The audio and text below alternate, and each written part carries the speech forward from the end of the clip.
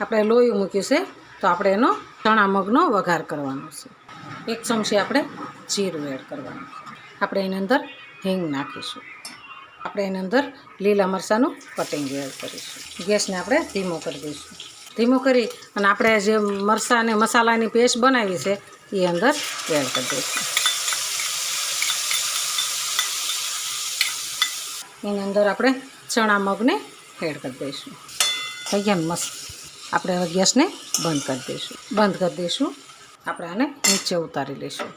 આપણે આ બાઉલની અંદર એડ કરીશું। આને થોડી વાર ઠરવા દેવાનું છે।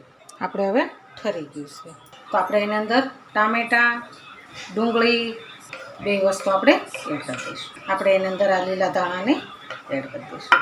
મસાલા તો આપણે ઓલા નાખ્યા છે તો આપણે આ લીંબુ લઈશું તો અડધું લીંબુ આપણે અંદર એડ કરવાનું છે।